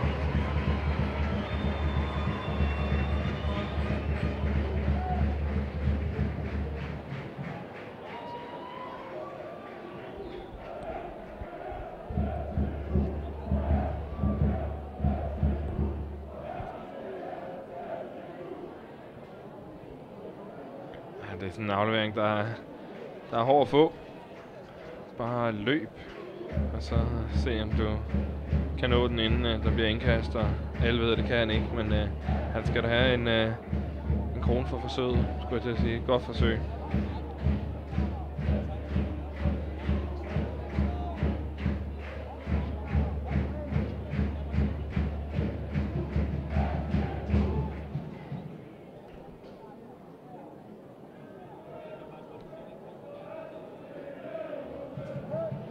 Judic har gjort sig godt til på venstrekanten. Endnu en god bold til Jakob Barret, for Gud ved hvilken gang er han igennem på venstrekanten. Ligger den på tværs, den gang kan Skrøder ikke holde den, og så får vi endnu en scoring 7-1. Jeppe Hansen på tavlen.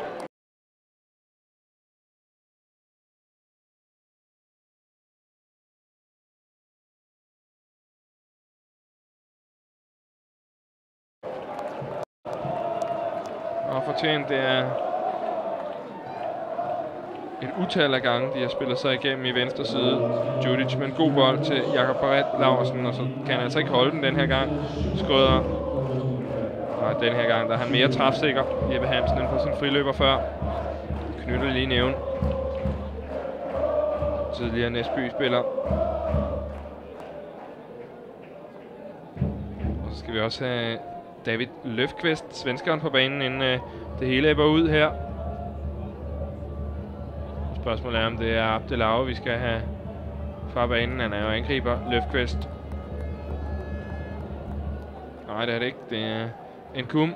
Kan også spille ud på kanten. Nkum, der er til tider, ja, det er sådan lidt 50-50, synes jeg. Han har nogle rigtig gode aktioner, hvor han får sat fuldstændig venstrebakken hos udfordringen på glat is. Og så er det nogle gange, som om det lige bliver lidt for meget for ham, og så tager han et træk for meget, eller et andet. Men dygtig spiller, som lige skal lære, hvornår det er godt, og hvornår det er en kende for meget. Løfqvist i hvert fald ind på højre kant.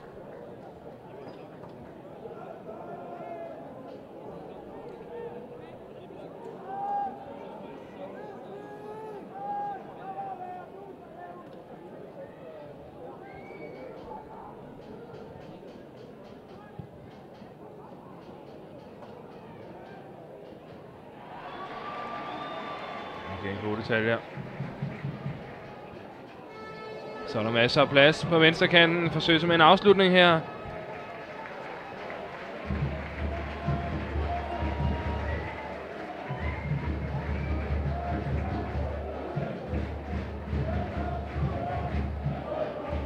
Og hjørnespark. Måske en mulighed for at pynte lidt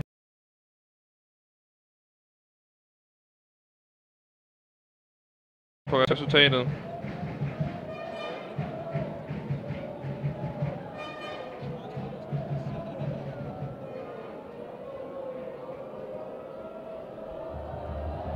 Lad os se.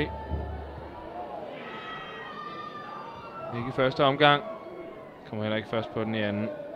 Løfqvist sin første bold på rækken.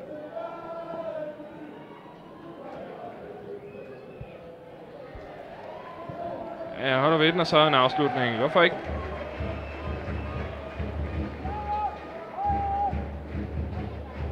Udfordringens bedste spiller i dag.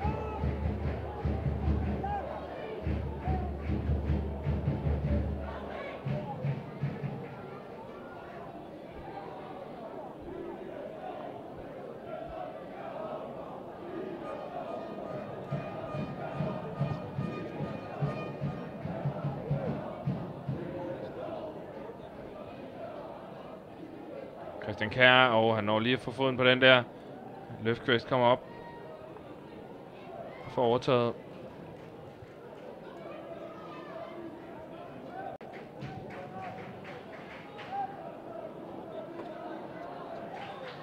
Godt træk, Kasper Larsen. Og så står de altså igen mange folk op i forsvarskæden. Ja, den er lige på grænsen til offside, bliver fløjtet her.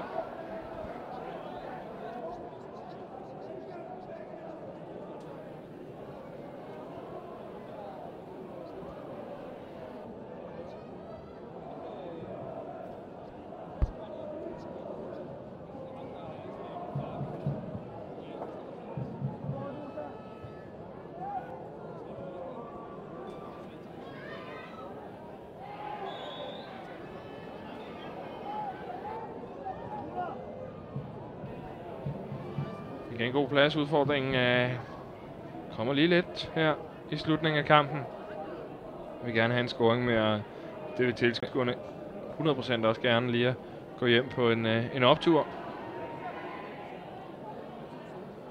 Jeppe Hansen.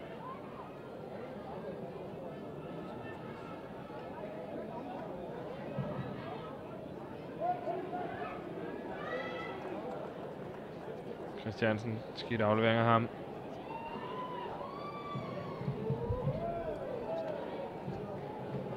Løfqvist. Gået med igen, Løfqvist. Har masser af kræfter. Og så skidt boldbehandling. Men de råber den altså lynhurtigt nu. OB-holdet. O'Brien prøver at spille sig igennem en 1-2'er. Ja, nu går der total Brasil i den fra Claus Christiansen.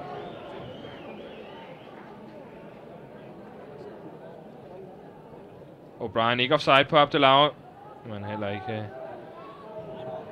bold, der kommer frem til ham.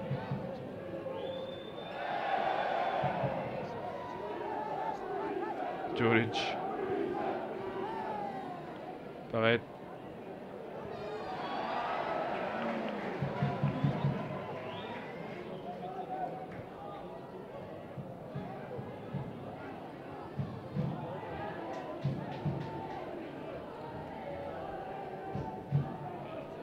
O'Brien leder efter afleveringsmuligheder, bliver på kanten. Jeppe Hansen. Indlægget et par meter foran Abdelauer.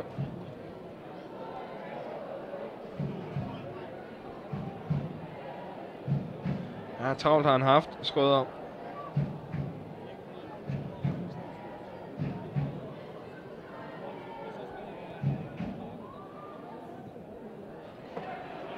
Mulighed her måske. Ja, de her 2 mand. Martinet.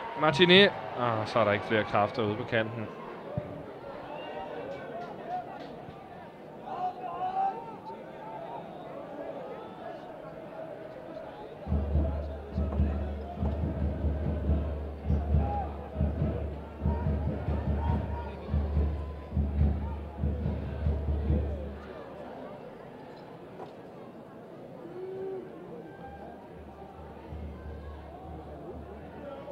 O'Brien. Spilmand. Ja, må ikke vi får et mål eller 2 mere at gå hjem på. Emil Peter Jørgensen.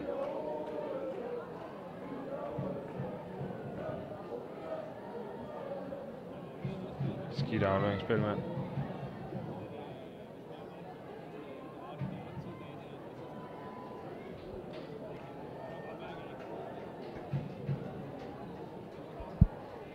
Ja, løbevilligheden hos FC Udfordringen ser ud til at være lidt tømt. Ja, eller jeg ved ikke om villigheden er det måske ikke, men i hvert fald kræfterne til at udføre løbene er svære, når man ikke lige har bolden på fødderne. Og altså ikke meget hjælper.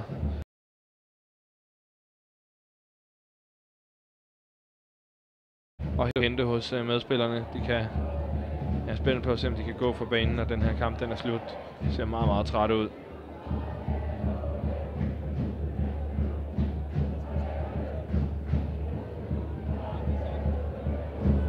Og igen Abdelauer med på midten. Falder ned til Jeppe Hansen. Nej, han kan ikke komme over til den.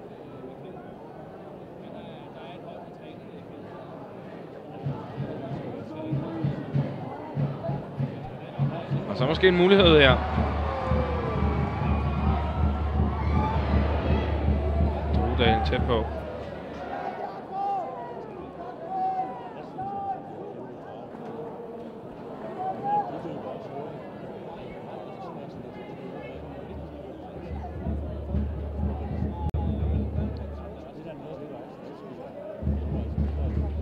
O'Brien. Djuric.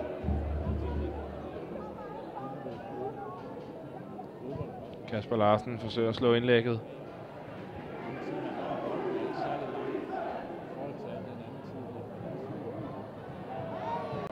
Ingenting. Claus Christiansen. Ja, han er helt færdig. Nu får Drinks nummer 7. Får han også kramper, tror jeg. Og det gør han imens Abdelauer måske får en stor mulighed. Skrøder kommer godt ud og giver sweeper. Så færdig derinde. Claus Christiansen med nummer 7. Kan knap nok gå længere. CSS og Steffen Kampen spiller fra dagens kamp. Begge rygdommer, og så selvfølgelig FC Udfordringen. CSS til 2069, 77, 35. O'Brien. 2069, 77, 35. Kasper Larsen. Dybt mod Djuric. Jakob Barret tager den lige med. Godt. Rigtig fikst med af Barret. Norden, men kan ikke lægge indlægget.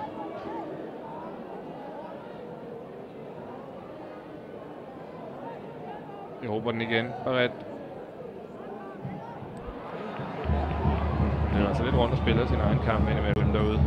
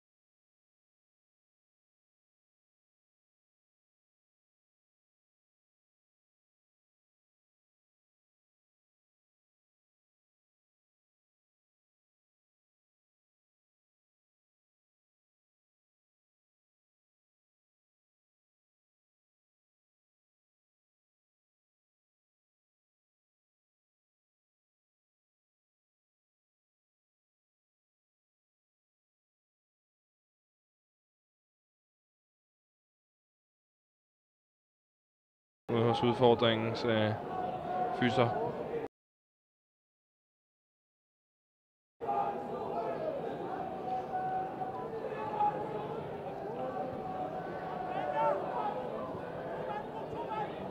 Barret.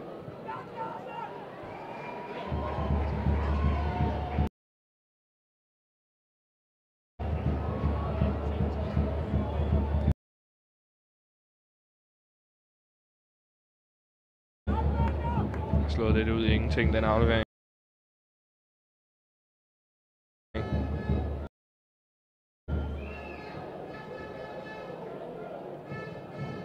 Nu må vi gå ind i, eller er gået ind i de sidste 5 minutter.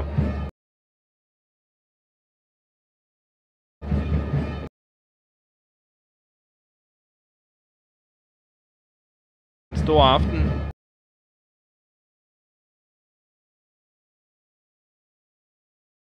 På Valby Idrætspark. Er ved at tage sin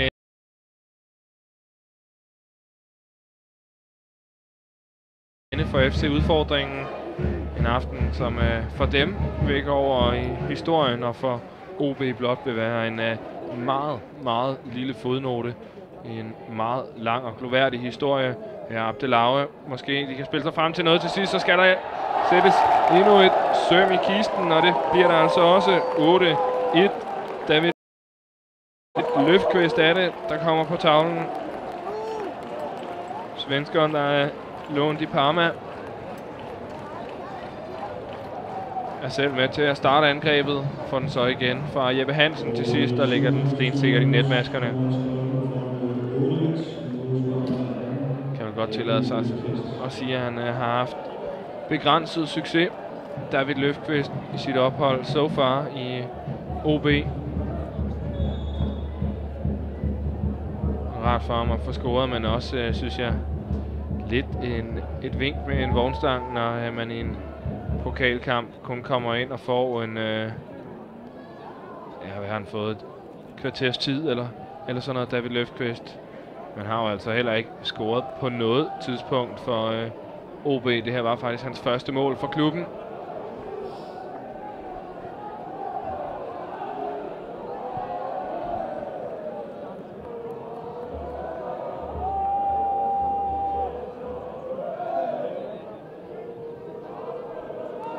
Løfqvist igen her.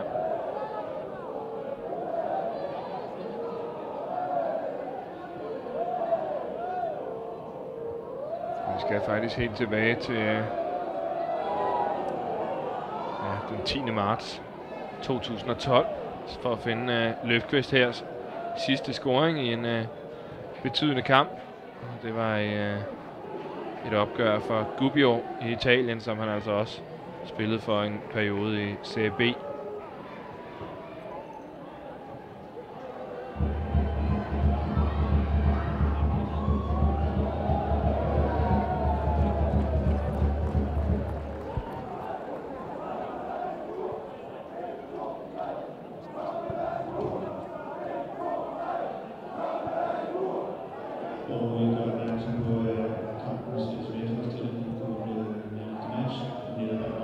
Så er der lige pludselig plads.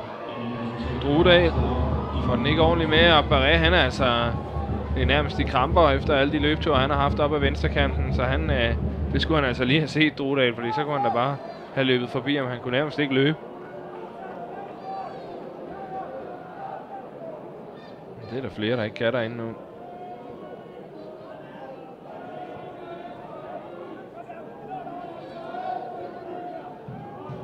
Djuric, han har stadig energi. Svenskeren. God bold, masser af plads. Emil Peter Jørgensen.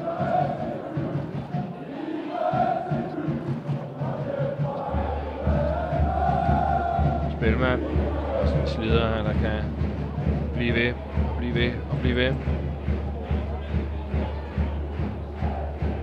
Det er et meget godt træk ind i banen faktisk, men afslutningen kan så ikke stå mål med det indledende.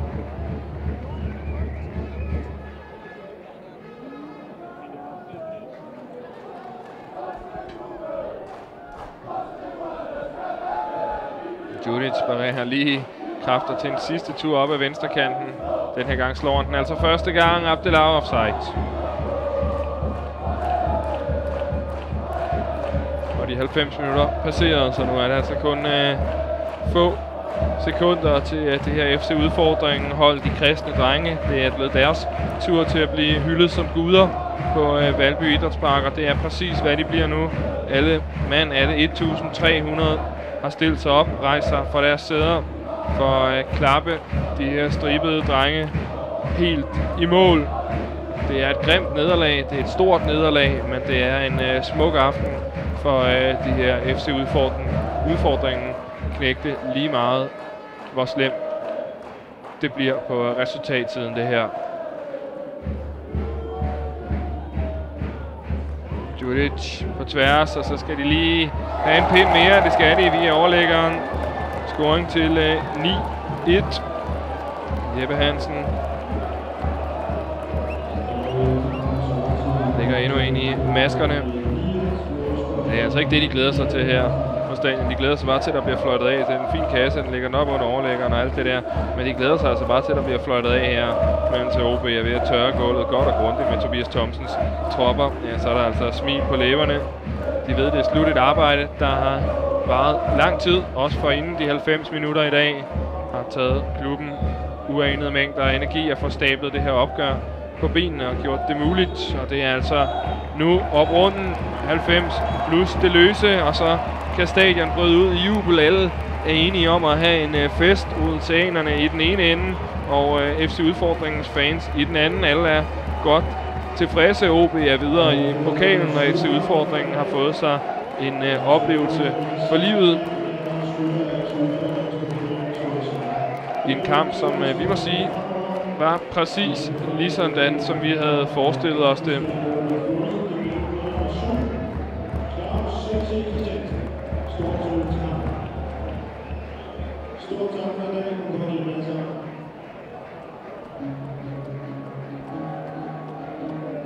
OB nu. Næste opgave for dem er altså en kamp mod Brøndby. på udebane på søndag kl. 19. Og FC Udfordringen, ja, de skal på lørdag kl. 13 møde FC Kulba. Bare lige for at lave en lille sammenligning af, hvor forskellige de her to hold, der har mødtes i dag, de er.